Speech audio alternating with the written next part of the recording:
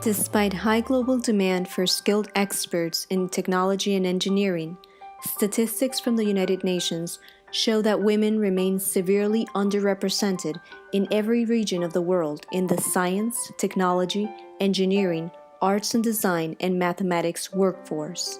Women traditionally are at a disadvantage at access for education, but also access for work once they leave school. They tend to leave school younger than boys.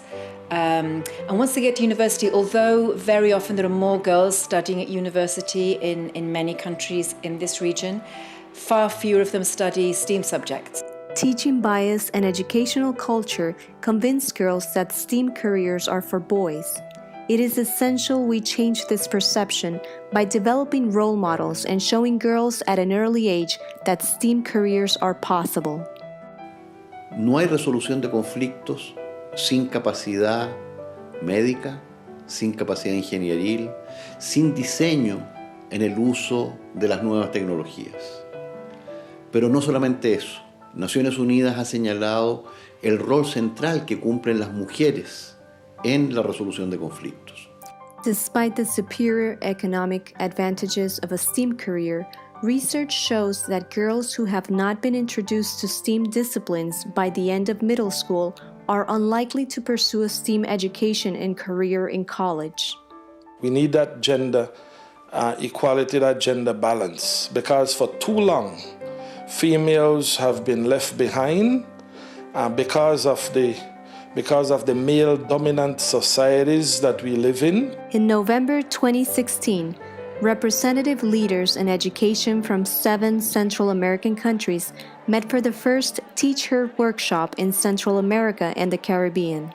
Now, teacher is key for achieving quality education. The teacher are transformative agents, and we want them to be transformative agents. Through this inaugural TeachHer conference, 100 educators were inspired to join the movement for gender equality in middle and high school STEAM education for girls. I think what I saw as inspiring is the enthusiasm of the teachers and the participants we have from the Ministries of Education and the school administrators, and also just hearing the challenges that they face in these countries. I think they're challenges that in say, the US and in Northern Europe we're not used to seeing.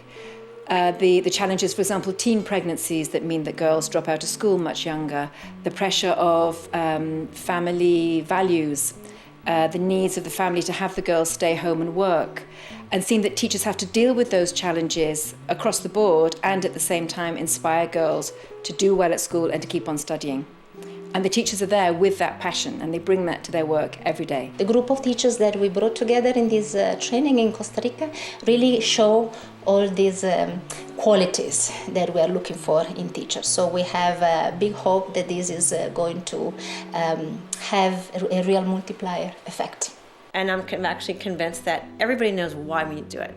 And you can be a girl anywhere in the world, a rich country, a poor country, you can be on a farm, you can be in the city, but I think there's a real interest in letting them be independent and allowing them to choose what they want to do in life. They might choose more education, they might choose working, they might choose a career, they might choose raising a family, but they'll have that choice. And I think that's the real interest for all of us.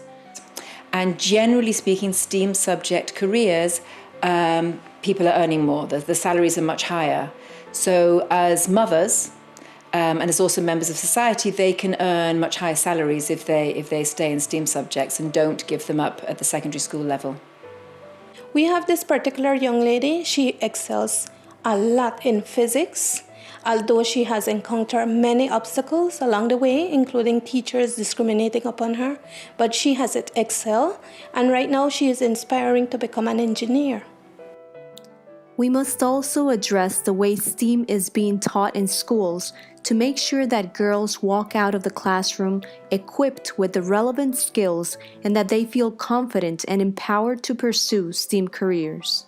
Girls at the end of the day have to find jobs, and so we have to involve the private sector so that the teachers and the girls can see where they can end up working and how the economy can benefit by girls and women working more in STEAM subjects. I grew up to an immigrant mother in the United States. She was a Mexican immigrant, and she was just making things work so that she can feed her family. And to me, education was the way out.